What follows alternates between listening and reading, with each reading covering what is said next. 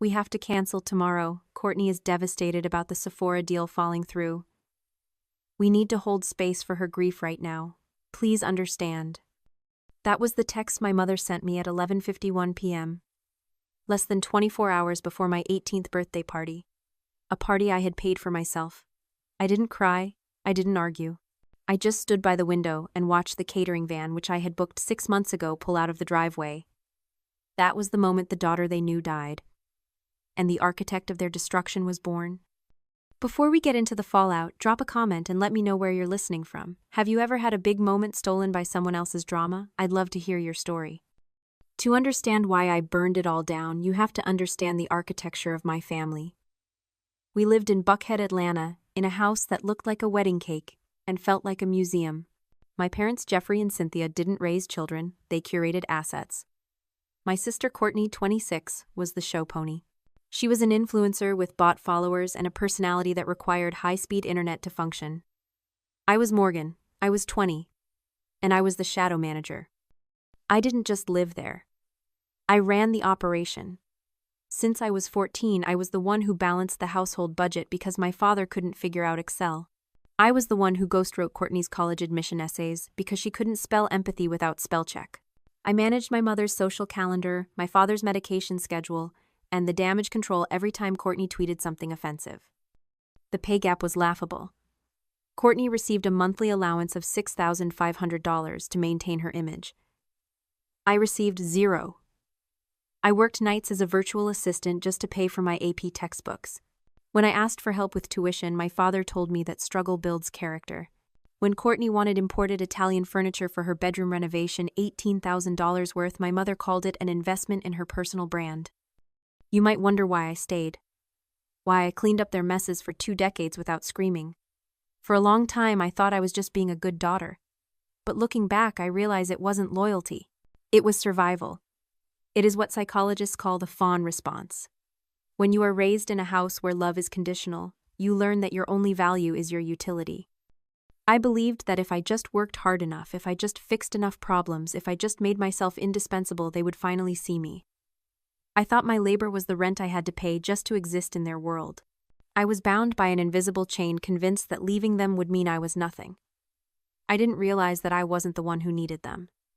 They were the ones who needed me. I was the load-bearing wall in a house of cards. So when I graduated valedictorian, I didn't ask them for a party. I planned it myself. I saved every penny. I invited the few friends I had, my teachers, the people who actually saw me. It was supposed to be my one day. The one day I wasn't the fixer. And then came the text. Courtney lost a brand deal, something minor, a hair vitamin sponsorship worth maybe $2,000, and suddenly my milestone was collateral damage. They weren't canceling a party. They were confirming a truth I had tried to ignore for 20 years. I didn't matter. My feelings were an inconvenience. My achievements were invisible. And my compliance, that was over. The morning of my birthday, the house was quiet. My parents had taken Courtney to a spa retreat an hour away to help her process her trauma. They left me a generic card on the counter with a $50 bill inside. No note. Just the cash, like a tip for good service. I stared at it for a moment, then added it to my stack. I didn't cry. I didn't scream into a pillow. I moved with surgical precision. I had spent the last 6 months secretly moving my most precious belongings into a storage unit just in case. Now I finished the job. I packed my clothes, my laptop, my diplomas, and the few sentimental items I had managed to keep hidden from Courtney's envy. I wiped my laptop, removing all the family budget spreadsheets, the password lists, and the contact databases I had built for my mother's social club. I left the house key on the kitchen counter right next to a single sheet of paper. On it, I had written a list of every password I had changed that morning: banking, email, social media, utilities, and at the bottom, I wrote one sentence. I am resigning from the position of daughter. I walked out the front door, locked it behind me, and got into my car. As I drove away from the manicured lawns of Buckhead, I didn't look back. I felt lighter, like gravity had suddenly released its hold on me. I drove straight to a studio apartment I had leased 3 weeks ago under a different name, a contingency plan I had hoped I wouldn't need. But as I unlocked the door to my empty, quiet space, I realized I didn't just need it. I deserved it. I wasn't running away. I was finally arriving. The first week, my phone was silent. I suspect they were waiting for me to crawl back. In the narrative they had constructed, I was the ungrateful child. Throwing a tantrum and hunger or loneliness would eventually drive me home. They expected me to fail because they had never bothered to notice that I was the only one succeeding. They gave it 7 days. Then the ecosystem I had maintained for 6 years began to suffer system failure. It started small. The Wi-Fi at the estate went down. My father, Jeffrey, called me 3 times in a row. He didn't leave a voicemail, but I knew exactly what was happening.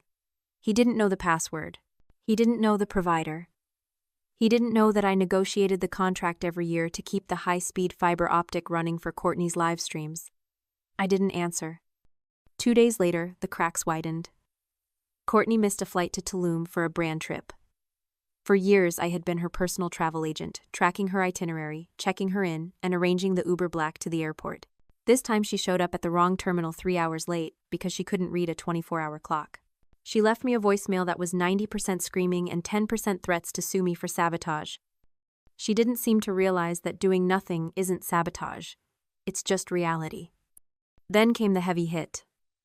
My father missed a dinner with a potential angel investor. I used to sync his calendar, send the confirmation emails, and even prep his briefing notes.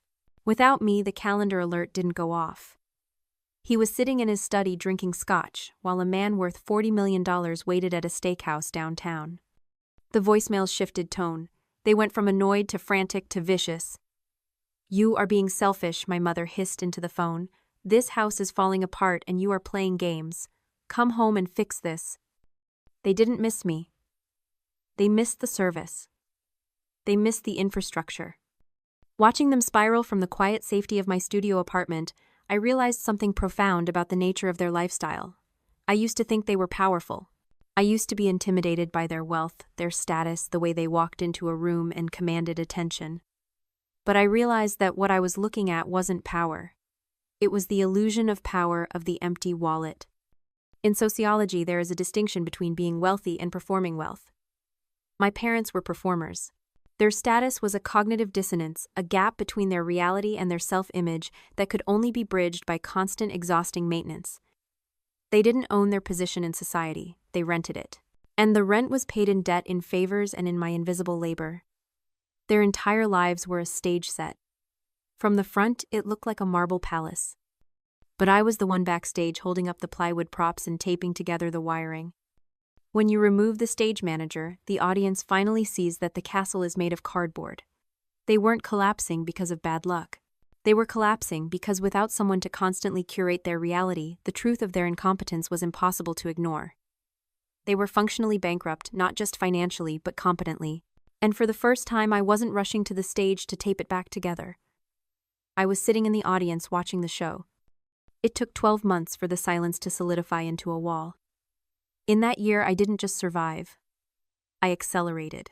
I finished my degree a semester early, graduating summa cum laude without a single family member in the audience. By 21, I was working as an operations lead at a fintech startup. I was making 6 figures, building a portfolio, and finally breathing air that didn't taste like obligation. From a distance, I watched the slow-motion car crash of my former life.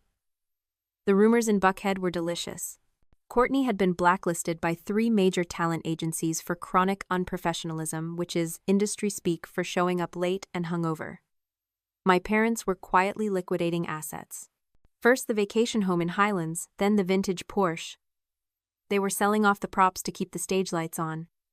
I felt a distant clinical pity for them, like watching a nature documentary where the gazelle is too slow. Then came the day I decided to upgrade my life. I found a loft in Midtown, exposed brick floor to ceiling windows, the kind of place that signaled you had arrived. I had the salary. I had the savings. I walked into the leasing office with the confidence of someone who had meticulously engineered her own stability. The leasing agent, a woman who had been smiling warmly at me for 20 minutes, suddenly stopped typing. Her face went slack. She turned the monitor away from me, her voice dropping to a whisper. She said there was a problem with my credit check. She said I was flagged. She said the words, "massive outstanding debt." I didn't argue. I walked out to my car, opened my laptop, and pulled up my full credit report. I expected a mistake, a clerical error. Maybe a medical bill I had missed during the move? What I saw was not an error. It was an execution. There were 4 new accounts opened in the last 11 months. 3 high-limit credit cards and 1 personal loan. The total balance was $280,000.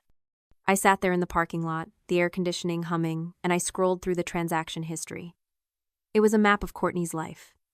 There were charges for the influencer retreat in Tulum that she had posted about. Charges for the wardrobe overhaul she claimed was gifted by brands. A lease down payment on a G-Wagon she said she was test driving for a partnership. The dates lined up perfectly. They started 3 weeks after I left. 3 weeks after I cut off the supply of my labor, they had decided to harvest the supply of my credit. They hadn't just stolen my money. They had stolen my identity to subsidize their delusion. I knew exactly how they justified it. In their minds, this wasn't theft. It was reimbursement. They believed I owed them this. They likely told themselves that raising me, feeding me, and housing me came with a price tag, and since I had resigned from my duties, they were simply collecting the back pay. I wasn't a daughter to them. I was a diversified asset class, and they were liquidating me to keep the golden child shining. I closed the laptop. My hands weren't shaking. My heart wasn't racing. A cold, metallic calm settled over me. This was no longer a family dispute. It wasn't about a canceled birthday party or hurt feelings. They had crossed the line from toxic parenting into federal crime. They had bet on my silence. They had bet that I was still the fawn, the fixer, the girl who would swallow poison to keep them warm. They bet wrong. I picked up my phone and dialed a number I had saved for emergencies.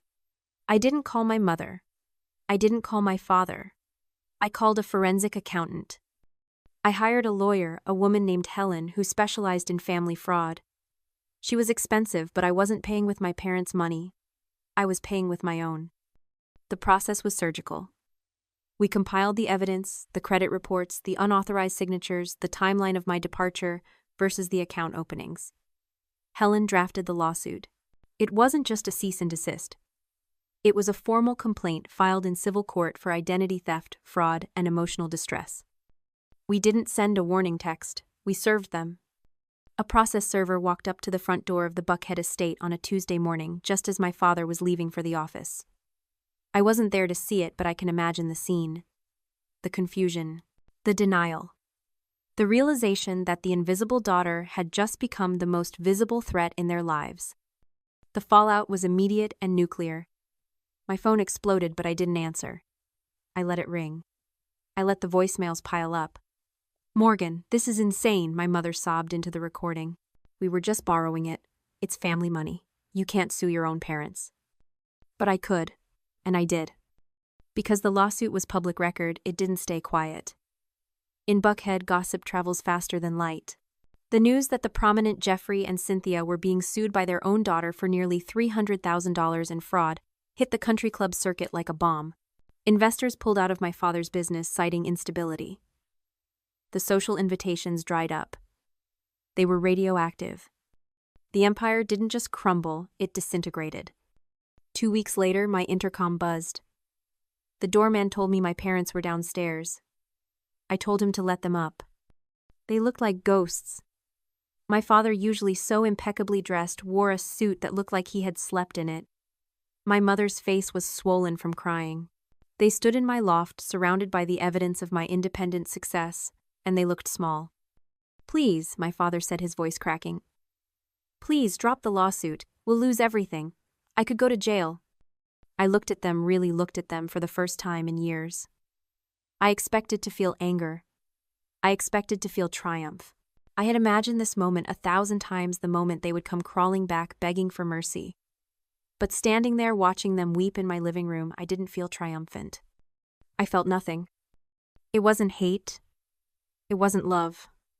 It was a profound, quiet indifference. It was the peace of the scapegoat who has finally walked out of the wilderness. I realized then that the opposite of love isn't hate, it's indifference. Hate means you still care. Hate means they still have power over you. Indifference means you are free. "I won't drop the lawsuit," I said. My voice was calm, steady. "But I will offer you a settlement." They looked up, hope flickering in their eyes. You will liquidate the house, I said. You will sell the cars. You will sell the furniture. You will pay off every cent of the debt you took out in my name immediately. You will sign a confession admitting to the fraud so that my credit report is cleared. And you will sign a no-contact order. If you ever try to contact me again for any reason, the deal is void and I will press for criminal charges. My mother sobbed. But where will we live? What about Courtney? That, I said, is not my problem. They signed. They had no choice. 6 months later, I drove past the old house. There was a sold sign in the yard. A moving truck was in the driveway. I watched from a distance as my parents loaded boxes into a rented U-Haul. Courtney was sitting on the curb looking at her phone, probably trying to find someone to blame. I didn't stop. I didn't wave. I just kept driving. I am debt-free now. My credit is restored. I have a career I built, a home I pay for, and a circle of friends who love me for who I am, not what I can fix. I don't have parents anymore. I don't have a sister. But I have something better. I have peace. If you've ever had to burn a bridge to save yourself, share this story. And if you're still holding the match, know that peace is waiting on the other side. Thanks for watching.